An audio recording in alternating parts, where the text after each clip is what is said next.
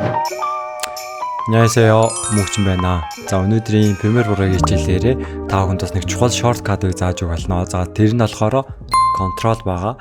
За control-ыг дараад хэрхэн бидний видео edit хийх хурдаа ихсгэж болох вэ? За та бүхэн өнөөдрийн хичээлийг үзэх юм бол маш олон нууцыг мэдэх болно. За миний хувьд болохоор Улаанбаатар марафоны талхаа өмсөн байна. За тэгээ өнөөдөр өглөө 5-аас 7-гийн хооронд бэлтгэлтэй байж байгаа. Тэгээ эргэж ирээд хичээлээ бичиж байна.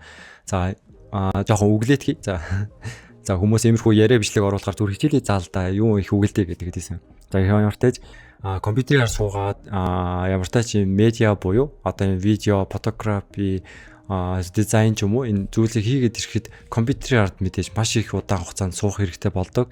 За тэгээд энэ тал руугаа илүү их амбицилж байгаад эрүүл мэндийг алдах үе ч гэсэн маш их байдаг. Тэр нь юу гэсэн үг хэрэг дасгал хөдөлгөөн хийхгүй байж байгаа сүүлдээ эрүүл мэндээ бүр ингээ алдчихдаг үе байдаг байгаа. Тийм учраас та бүхэн амжилттай яваа хүмүүсийг хараараа. За одоо хувийн карьер тэгээд энэ эрүүл мэнд одоо гэр бүлийн харилцаа бүхий зүйлээ ингээ зэрэг авч өгдөг байгаа. Тэгэж байж бидний одоо амьдралын хэмнэл одоо бүхий зүйл маань дундаж эсвэл ажралтай гоё ингээ зэрэг яв. Тэгвэл нэгийг алдчих юм бол сэтгэл санаанд ч гэсэн за энэ хэцүү байдаг байгаа. 10 жилийн хүүхдүүд үзэж байгаа бол спортоор хичээлэх гэдгийг мэдэхгүй байгаа л та. Гэтэ 4 жилийн турш ингээл оюутны амьдралаар яваа. Тэгэхээр ажил дээр гараад ирэхээр яг офисын ард очиж суудаг. Тэр үед яг одоо надад дадал болсон дасгал хөдөлгөөн байхгүй үед цагийн хоолнд орчин. За тэгээд суучих юм бол дасгал хөдөлгөөнгүй болчих юм бол ингээ баг угаар таргалаад эхэлдэг. За тэгээд хөдөлгөөнгүй болоод ирэх юм бол баг угаар таргалаад эхэлдэг. За таргалах юм бол ер нь таргалжинд өвчний их үүсвэр шүү дээ. За тэгээд явандаа 30 40 гараад ирнэ бол имэнд ордог байгаа. За одоо миний хувьд ч гэсэн тэггүй тулд орчлаад бас ингээ биеийн температур хичээлдэг байгаа. За та бүхэн харах юм бол миний энэ бичлэгний хой дандаа марафон. За 2 удаагийн марафонд оролцсон тэмдэг байгаа. За миний хувьд 2 жилийн турш 21 км-т амжилтаа гүйж барайндаа орсон байгаа. За тэгээд энэ жилийн хувьд болохоор миний хувьд 42 км-т хүчээ үзээгээд бэлтгэлтэй гарсан байгаа. За тэгээд ямар ч тааж 5 сарын 24-нд хагас өдөр болдог. Зам ингээд тэр чигээр нь хаагаад тэгээд энэ марафонд оролцож байгаа гүүгчдийн төлөө ингээд замыг хаадаг байгаа. За тэр өдөр машингүй өдөр болдог. Юу гэсэн үг хэрэг манай Улаанбаатар чи гүүхэд энэ тохиромжгүй хот шүү дээ. Гэхдээ тэр өдөр бүр та нар тэмцээндээ оролцохын тулд бүх ингээд зам хөдөлгөөнийг хаадаг гэсэн үг байгаа. За тэгээд одоо 102 хоног үлдсэн байна. За тэгээд миний хувьд бэлтгэлдээ гараад бэлтэж байна. Яг хувьдаа бол маш айж байгаа 42-д замаасаа гарах үедээ би чадах юм болов уу гэд. Гэхдээ ямар тач марафон гэдэг нэг зүйлийг тавьчаад тэндээ бэлдэнгээ спортоор хичээлж байгаа гэсэн үг байгаа. За та бүхнээс би нэг зүйлийг асууя. Та бүхэн спортоор хичээлэх хэрэгтэй одоо дэлхийн эрүүл мэндийн байгууллагаас 7 хоног 150-аас 300 минут одоо спортоор хичээлэх хэрэгтэй гэж их хэлээд байдаг. За тэгвэл спортоор хичээлийн дасгал хөдөлгөөн гэж яг юу вэ таны хувьд? Та ингэ бодож байгаад нэг дотроо хариулт хэлдэ. Нэг ийм даа гэд. Тийм ч бас байж болно. Бас яг гоо тийм ч бас байж болно. За гэхдээ ер нь бол тодорхойлтно нь шүү дээ. Дасгал хөдөлгөөн гэдэг нь энэ хоёр яг чухал зүйл байгаад байгаа байхгүй. Би нэг бас нэг чухал подкастыг сонссон байгаа. За тэр нь нэгд нь болохоор нэг хөдөлгөөнийг давтамжтай хийхийг хэлээд байгаа. Юу гэсэн үгээр миний бол одоо барилгын ажил хийдэг. Гэхдээ барилгын ажил хийж байгаа дасгал хөдөлгөөндөө ордоггүй. Илүү одоо өдрийн калори буюу хоолны хэмжээ их л авахад их зарцуулагдж байгаа болохоор их идэхэд орох болохоос биш дасгал хөдөлгөөнд ордоггүй. Тийм учраас нэг хөдөлгөөнийг давтамжтай гүүх ч юм уу одоо теннис тоглох ч юм уу алхах ч юм уу нэг хөдөлгөөнийг давтамжтай хийх. Хоёрт болохоор зүрхний цогцолтойгоо нэмэх. За тэр нь юу гэж байгаа вэ гэхээр хүний зүрхчин болохоор цусыг шахаж байгаа үүрэгтэй шүү дээ. За тэгээд цус шахаж байгаа үүрэг нь цусны үүрэг нь болохоор шимт хижээл хүчил төрөгчийг бүх эд эсвүүдэд ингэж тараах үүрэгтэй байгаа.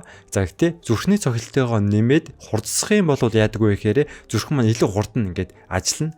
Ингээд бид нэр гүүхээр ингэж амьсгааддээ шүү дээ. За тэгэхэд зүрх маань ингэ бүр ингэж амар цохилдог. За тэр үед болохоор илүү сайн шахаад илүү бидний хүрдэггүй эд эсэд болохоор цусыг одоо шахдаг байгаа. За тэгэх юм бол хүчил төрөгч бас илүү шимт хижээлийг хүргэх боломжтой байдаг. За та нар айдуул юм уу ийм том ингээ одуудын яриг сонсоод үзээрэй. За одоо ингээ хүүтэн усаар ингээ нүрээ хүүтөө ингээ шүршүрд ордог. За тэр нь яаж байгаа вэ гэхээр хүүтөө усад ингээд орох юм бол эд ис ингээ жоохон сэрэгдэг байгаа, мэдрэг болдог байгаа. За тэгээд одоо хөгсөр тусам 50 60 70 хүрээд ирэх юм бол за эмээ өвөнөр за гарных нь үзүр ч юм уу хөлнийх нь үзүр ч юм уу даарад байна. Дулаацахгүй байна гэдэг дээ шүү дээ. За тэр нь болохоор нөгөө цус шахахта бүр ингээ нарийн хэсэгт нь нөгөө хүрхээ болчдөг л гинэлдэ ямар ч тас. Тийм учраас хүүт усанд орох юм бол ингээ мэдрэг болгож өгдөг гэж байна. За яг тэрнтэй жилхэн шиг спортоор хичээлээд зүрхний цохилтойгоо өндөрсгöd байх юм болоод за энэ шимт ижээл бас хүчил дөрөгч маань тэр хүрдэггүй эд хэсэгт болохоор байн хүрдэм байна. За ямар ч тач дасгал хөдөлгөөний үр дүнийг бүгдээрээ маш их мэддэг баг. За ямар ч тач хувьдаа та бүхэн ямар ч тач дасгал хөдөлгөөнгөө хийнгээ энэ сурж байгаа зүйлсээ давхар хийгээд яваасаа гэж хувьдаа маш их зөвлөмөр байна. Түүнээс биш маш амар гоё програм сураад байдаг. Тэгсэн эрүүл мэндэ алдчихвал ямар хэрэгтэй. За өнөөдөр болохоор энэ хэмжээнд явсан яри. За тэгтээ та өмнө нь спортоор хичээлдэг байна уу? Тэр нь бол хамаагүй. Яг одоо өнөөдөр энэ 7 хоног та спортоор хичээлсэн үү гэдэг нь маш чухал байгаа. За тэгвэл олон юм ярьж байгаа. За ер нь бол олон юм ярьлаа л да. Тэгвэл өнөөдрийн хичээлдээ шууд орцгоё. Каша.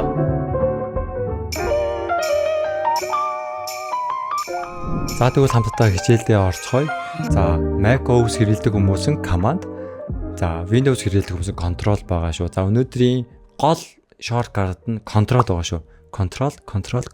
Control-ийг зөв ашиглах юм бол Premiere Pro дээр та бүхний видео хийх хурд маань маш хурдан болох байгаа. За тэгвэл хамтдаа шууд хэрхэн ашиглах талаар шууд хичээлдээ орцгоё. За бид нар edit хийгээ явж байхад болохоор ингээд дүрсээ үздэг шүү дээ. За үзэж байгаад энэ хэсэгний яг арын хэсгийг би оруулмаар байна гэх үед болохоор арийнхын дүрсийг нь болохоор жоохон хойшлуулж байгаад за энийгээ ингэж гүйцээгээд ингэж хийдэг байсан байгаах. За мөн ялгаагүй энэ уртлын одоо энэ уртлын хэсгийг ч гэсэн ялгаагүй одоо би яг уртлын хэсгийг нь яг оруулмаар байна гэх юм бол за одоо энэ товчлуур дарж байгаа хэсэг биш үү? Тэрийг ингээд бүр ингээ алга болцсон байлаа гэж бодъё. За гэхдээ яг тэр товчлуур дарж байгаа хэсгийг нь би оруулмаар байна гэх үед болохоор хойшлуулж байгаад буцаагаад ингээд наадаг ч юм уу ингэдэг байсан баг. За гэхдээ ингийг шаардлагагүйгээр бүгдээр яах хэрэгтэй вэхээр контролоо буюу командаа дарж байх юм бол энэ keyboard-ны хэсэг бүгдээр харж байна уу? Энэ маусны icon өөрчлөгдөж байгаас зүгээр энгийн үед болохоор ийм icon гарч ирж байгаа. Контролоо дарахаар ийм хоёр зураастай хоёр тийш харсан юу гарч ирж байгаа. Тэр үед болохоор за зүүн тийшээ хөдөлгөөн үзээрэй. Эсвэл баруун тийшээ. За тэгэх юм бол саяныг шууд тэгж хийж олон хийх үйлдэлийг болохоор шууд ингээд хөнгөвчлж байгаа гэсэн үг. Одоо харах юм бол энэ хэсгийг би хойшлуулад ингэж зөөх шаардлагагүй болчихно гэсэн үг шүү дээ. Шууд ингэж контрол дарах юм бол шууд ингэж ажиллах боломжтой байгаа. За та бүхнийг ингэж дүрс чинь ингэ шууд наалдахгүй байгаа болно шүү дээ. Энд байгаа энэ магнит байгаа. Snap гэдэг. Энийг дараагүй байх юм бол болохгүй шүү. Энэ гурвыг гурвуулан ингэ дарах хэрэгтэй. За тэгэх юм бол ингэ өөрөө автоматар ингэ наалддаг байгаа. За мөн ялгаагүй болохоор за одоо энэ чинь байгаа энэ Audi хэсгийг маань одоо ингээ гүйцэд ороогүй үе байдаг ш. Одоо сайн байцгааны үгдгийн эс үсэг нь ороогүй, саа гэдэг нь ороогүй байх юм бол бүгдээрээ контрол үсгээ дарах юм бол ингээ шар өнгийн гарч иж байгаа. За тэр үед болохоор бүгдээрээ дарж агаад ийшээгээ ингээ татаараа. За тэгэх юм бол яадаг вэ гэхээр энэ байгаа дүрс маань хэвээрээ хойдлын дүрс маань ч гэсэн шууд ингээ хоошоогоо Miranda буюу хоошоо явцдаг байгаа. За тэгэх юм бол энэ ямар ажилбарыг бид нар өмнө нь болохоор хойшлуулж байгаад урагшлуулаа за ингэж хийдэг байсан. За ингээд шаардлагагүйгээр за шар өнгийг гарч ирсний дараа бүгдээрээ хоошоо ч юм уу хоошоо ингээ явуулсан. Тэгэх юм бол энэ дүрс энд урд нь байгаа юм таслагдахгүй хэвээрээ энэ болохоор шууд ингээ хоошоогоо энэ дүрсүүд нь гарч ирангаа хоошоогоо шууд ингээ гүйчдэг байгаа. За ийм урталтаа ч гэсэн ялгаагүй. За одоо энэ уртлын ийм дүрс байгаа шүү дээ. За энэ уртлын. За энэ дүрсийг болохоор бүгдээрээ контролоод том шар болж байгаа шүү дээ. Тэр үед нь болохоор жоохон ингээд урагшлуулчих. Ингээ хөдлөгч. Тэгэх юм бол энэ талын дүрс маань ингээд шууд гараад ирэх байгаа гэсэн үг байна. За ингэж ашиглах юм бол өргөнөөр маш олон байдлаар хэрэгжиж болох байна. Болохоор бид нэр edit хийгээ явж байгаа. За яг энэ гол хэсэг рүү болохоор ингээд дүрсийг оруулж ирэх ч юм уу, Audi ч юм уу, effect-ийг оруулж ирэх хэсэг байдаг. За тэр үед яадаг байсан бэ гэхээр бүгдээрээ A үсэг дарж байгаа бүгдийг ингээд хойшлуулж байгаад энэ дүрсээ ингээд дээр ингээ оруулж ирдэг ч юм уу.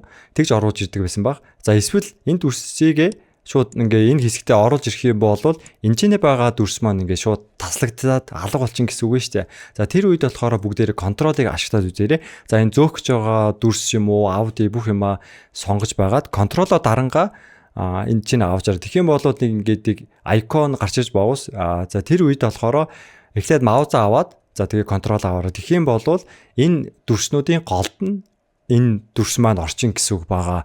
За тэгээд энэ дүрс хойдлын дүрс нь болохоор хоошоогоо ингээд угарчин. За тэр үед таслагдахгүй угарчин гэсэн үг байгаа. За энэ болохоор бас өөр юм дүрс оруулж ирэх гэсэн хүчинтэй гэсэн үг. За бүгдээрээ хамгийн урд нь оруулмаар байл да. Тэгэх юм бол хамгийн урд нь таав нь яаж оруулдаг вэ? A үсэг дараад бүгднгийн хойшлуулж байгаад ингэж оруулж идэггүй. За ингэхгүйгээр бүгдээрээ контролоо дараад контрол ингээд оруулж ирэхдээ контролоо дарчих. Тэгэх юм бол айкон өөрчилж байгуус. За тэр үед нь маус аваад за дараа нь контролоо аваараа. Тэгэх юм бол энэ дунд болохоор дүрс маань орж идэг байгаа. За яг нэмэлтээр бас нэг тип гэх юм бол бүгдээрээ энэ дүрсээ оруулж ирсний дараа энэ програм уу монитор руугаа очороо заяа. Тэгэх юм бол энэ чинь хаана оруулмаар байгаа вэ гэдгийг гарч ирнэ. За тэр үед болохоор энэ индикаторын хэсгийн урд нь буюу ингээд оруулах юм бол ингэжээс оруулж болдог байгаа. Дараа нь болохоор аудио энэ дээр хэрэглэгддэг байгаа. За би яг бэкграунд дуугийг хэрхэн сонгох уу, хаанаас татах уу, бас хэрхэн тохируулах үедээ заагаагүй байгаа л да. Гэтэ контролыг бас ашиглаж болно. За тэр үед болохоор бүгдээр бэкграунд дуугаа ингээ оруулж ирдэг. За оруулж ирсний дараа бэкграунд дуун дээр энэ хэсэг дээр очоод бүгдээр аалтаа дарж агаад маус курсороо хөдлөх юм бол ингээд энэ аудио маань ингээд жоо томоор харагддаг байгаа. Эсвэл бүгдээрээ энэ бага үед маузаараа хоёр тогтчих. Тэгэх юм бол бас тод харагдана. За тэгэхэд бэкграунд дууг болохоор яаж одоо ингээд чанга байгаа штэ. За тэр үед болохоор бүр ингээд сул олгоё гэх юм бол энэ зураас баавс энэ зураас хэрвээ энэ ингээд энэ зураас тавганд харагдахгүй байгаа бол штэ энэ энэчнээ байгаа settings түлхүүрний хэсэг рүү очоод энэ чинь байгаа show audio keyframe гэдгийг чекэлж өгөөрэй. За тэгэх юм бол харагдах байгаа. За тэрний дараа яадаг вэ гэхээр бүгдээр энэ зураасыг дарж байгаа доош олох юм бол харж байна уу дисплей нь дууны ингээд нэмэгдэж байгаа багасч байгаа. За энэ үед болохоор контролыг хэрхэн ашигладаг вэ гэхээр за энэ чинь ингээд keyframe буюу ингээд цэг өгдөг байхгүй. Цэг өгөөд за аль хэсэгтэрээ багасхыг, аль хэсэгтэрээ ихсхийг гэдгийг тааруулж өгж болдог байгаа. Тэгэхэд болохоор контролоо дарж байгаад за бүгдээр харж байна. Маус маань ингээд нэмэг тэмдэгтэй болчихж байгаас. За тэр үед нь болохоор за яаж гараа бүгдээрээ. За ингээд нэмэг тэмдэгтэй болчихж байгаас. За тэр үед нь болохоор ингээд нэг цэг дар. За нэг цэгээр болохоор болохгүй. За хоёр цэг дарах ингээд контрол дарж агаад цэг дараад байгаа. За тэр үед болохоор за ингээд дөрөв нь ингээд цэг хийчлээ. За түүний дараа за энэ хэсэгтэр ингээд яриа байлаа гэж бодъё л да. Тэгэх юм бол энэ хэсгийг нь болохоор ингээд доошлуулчихдаг байгаа. За тэгэх юм бол яадаг вэ гэхээр дуу маань чанга явж яснаа. Сулраад буцаага чангарна. За энэ үед болохоор энэ контрол хэсгийг бас ингээд контрол дарж агаад ашигладаг байгаа. За уг нь бол P үсэг дараад энэчнээсээ P үсэг дарах юм бол pen tool сонгогддог. Pen tool-ыг сонгоцсон байгаад ингээд дарж болдог байхгүй юу? Тийм учраас заавал pen tool-ыг сонгох шаардлагагүйгээр контрол дарж агаад ингээд зурж дээр нь болохоор цэг тавьж болно гэсэн үг байгаа. За дараа нь болохоор энэ програм юу дэлгэцэн дээр жоохон цэгцтэйгээр гайдлайн буюу зураас татчих байгаад амархан ингээд тэгш өнцгийг нь олох амархан аргатай байгаа. За тэр үед болохоор за бүгдээр энэ дүрсийг ингээд жоохон жижигхэн болгочихъя. Иймэрхүү ч юм уу. За ингээд жижигхэн болгочихъя. За иймэрхүү лого мого байж болно шүү дээ. За энэ үед болохоор яг энэ өнцгтэр очиод ингээд тавихад би яг одоо зөв тавиад байгаа мó үгүй гэдэг мэдхгүй үе байна шүү дээ. Тэр үед контролыг дараад бүгдээр ингээд тавьж үзээрэй. Тэр snap буюу ингээд наалдах байгаа. За нөгөө өнцгтэр энэ дээр ч юм уу. За голлох үед ч юм уу бас контрол дарцсан үедээ за ингээд snap гарч ирдэг байгаа. За ингэх юм бол амархнаар тааруулж болно. За мөн ялгаагүй контрол T дараад за энэ контрол T дарах юм бол текст байгаа шүү дээ. За ялгаагүй текстийг ч ялгаагүй контрол дарах юм бол ингээд тааруулж болдог байгаа. За ингэж контрол дарж байгаа тэгш үнцгийг яг голд нь би ингээд тааруулж бас болно. Түүнээс зүгээр ингээд хөдөлгөөд нэг юм бол яг голд нь тааруулс үгүй мэдэхгүй.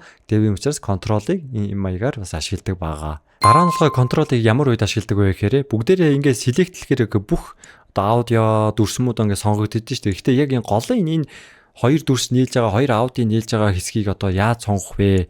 Байж болно шүү дээ. Тэр үед болохоор контролыг дараад бүгдээрээ ингээд сонгоод үзээрэй. Тэгэх юм бол за энэ аудио дүрсүүдийн маань сонгох биш, яг голын хэсгийг буюу бидний нөгөө translation хооронд нь нөгөө эффект өгдөг хэсгүүдийг сонгогддог байгаа. За энэ үед яадаг вэ гэхээр за ингээд контролоо дарж байгаа сонгосныхоо за энэ хэсгийг сонгоё л та контрол дарж агаад сонгож байгаа контрол D. За контрол D дарах юм болвол энэ чинь дүрс маань хоёр дүрс маань хоорондоо fade өгөгдөг байгаа. За хэрвээ Alt-D өгмөр байгаа бол амархан Ctrl D дарсныхаа Ctrl дараад энэ хэсгийг сонгосны дараа Ctrl Shift D дарна. За тэгэх юм бол аудио translation буюу аудио маань за ингээд аяраас чангаас сул руу ингээд багсангаа жоохон fade буюу жоохон зөөлхөн ингээд ордог байгаа. За тийм учраас бүгдээрээ маш олон юмд өгж асуудал шүү дээ. Тийм учраас бүгдийнгийн сонголоо Ctrl Shift D эсвэл Ctrl D юм уу? Ctrl D бас ингэж өгж болно гэсэн үг байгаа. Тийм учраас Ctrl-ыг ашиглахаар маш гоё байгаас. За та бүхэн нэмэлтээр болохоор бас нэг гоё зүйл зааж өгье. За тэр нь юу гэхээр за бүгдээрээ энэ чинь байгаа бүхий л одоо дүрс аудиогоо хоошоогоо зөөхийн тулд A үсийг дараад энэ хэсэг байгаа. Энэ icon-ыг сонгосны keyboard-ноос суулгаа A байгаа. За түүний дараа бүгдийнгийн ингээ хоошоо болгодог ч юм уу. За энэ голын энэ хэсгийг ингээ хоошоо болгодог ч юм ийм үе маш их ирдэг байгаа. За тэр үедээ болохоор бүгдээрээ энэ хэсгээс болохоор бүгдингээ хоошоо гүйлэх гээд дарсан чинь энэ байгаа аудио бас давхар ингээд select хийгдсэн байгаа учраас хоошоо болчиход идэг. За тэр үед болохоор бүгдээрээ энэ V үсэг дараа select-ийг сонгож байгаа shift дарж агаад энэ хэсгийг дарах юм бол одоо select deselect болдог байгаа. За энэ үед болохоор нэмэлтээр болохоор бүгдээрээ A үсэг дараад ингээ хоошоо ингээ бүгдингийн зөөхтөө shift үсэг дараараа shift үсэг дарах юм бол зөвхөн энэ одоо видео тракийн нэг сонгогдно. За тэр үед контролоо дарж агаад зөөж болно. Контролоо бас аудио ч гэсэн ялгаагүй. Энэ бүгдээрээ ингэ сонгогдож байгаа шүү дээ. Гэхдээ shift-ээ дарах юм бол нэг болж яваас нэг ширхэг icon нь. За тэр үед шууд зөөх юм бол болдог байгаа. Контролоо контролоо зэрэг дарж байгаа зөөх юм бол яг энэ хэсгийг л яг энэ тракийг л хоошоо бүгднийг зөөрлөх боломжтой байгаа. За өнөөдрийн бичлэгтээ дуустал намдсан маш их баярлалаа. За би та бүхэнд маш их хэлж байгаа. За та бүхний чадвар хурцсах эсвэл та илүү видео эдит дээрээ дизайн дээрээ хурдан сайжрамаар байвал шорткатуудыг сургаарахгүй. Шорткатууд нь маш олон үйлдэлүүдийг нэг л товчлуураар шийдсэн асуудал байгаа байхгүй. Өнөөдөр болохоор контролыг л дарах юм бол ямар олон үйлдэлийг хийхгүйгээр шууд хийх боломжтой бүгдээрээ сурсан шүү дээ. Тийм учраас иймэрхүү шорткатуудыг та бүхэн заавал сурах хэрэгтэй байгаа. За өнөөдөр болохоор контролыг дамжуулаад маш олон зүйл сурлаа. За иймэрхүү хичээлүүдийг за та бүхэнд үргэлжлүүлээд маш их оргоолноо. За дараагийн Premiere Pro-гийн хичээл дээрээ за аудионы дараа BGM буюу background аяыг хаанаас сонгох уу? За хэрхэн тохируулдаг вэ хичээлийг та бүхэнд зааж өгье. Удахгүй 5000 хүрэх гэж байна. За 5000 хүрэхэд би event зарласан байгаа. За тэр нь юу гэхээр за Photoshop дээр болохоор action file-ыг би өгөх гэж байгаа. За тэр нь Солонгост болохоор студиуд ашиглагддаг маш олон үйлдэлийг хэмнэсэн action товчлуурыг дарах юм бол нүдний өнгө, одоо уруулын өнгө, үсний өнгө, царай, highlight өнгө бүх юмыг шууд товчлуур дараад бол шууд өөрчлөх боломжтой тийм одоо action file-ыг өгөх гэж байгаа. За болцлонд болохоор за миний YouTube сувгийн нэг хичээлийг та бүхэн Facebook дээрээ одоо өөрийнхөө сэтгэгдлийг заавал бичээд share хийсэн байх хэрэгтэй. За хоёрт нь болохоор subscribe дарсан байх хэрэгтэй. За та энэ хоёрыг хийсэн бол SS хийгээд миний хаяг руу явуулах юм бол би хадгалж аваад за тэгээд 5000 хүрэхтэй та бүхэн лөө шууд үнгөө явуулж өгөхөөр байгаа шүү. За хэрвээ та цагтаа амжаагүй бол за энийг 50,000 төгрөгөөр худалдаж авах хэрэгтэй болно. За тэгэхээр юу гэсэн үг хэрэг 50,000 төгрөгөөр худалдаж авах зүйлийг та хоёрхан зүйл хийх юм бол энэ бэлгийг авах боломжтой. За та энийг Photoshop дээрээ суйрлуулад авчих юм бол маш олон цагийг хэмнэх боломжтой байгаа. За та хэрвээ хурмын зураг эсвэл портрет, хүмүүсийн зураг, чэйз зураг янзалдаг бол энэ маш их хэрэгдэх байгаа гэж бодож байна. За миний зорилго байгаа шүү дээ. Солонгосын маш олон хүмүүсийн бэлдсэн гоё зүйлийг та бүхэнд үнэтэй ч бай үнэгүй Монгол хүмүүстээ шууд өгөх зорилготой байгаа. Still like an artist байгаа. За тэгвэл өнөөдрийн бичлэгийг үзсэнд маш их баярлалаа. Дараагийн хичээлээрээ уулзцаая. Аньян. Still like an artist. Миний YouTube-ийн слогин үг байгаа. Still like an artist буюу уран бүтээлчийг хуулбарал байгаа.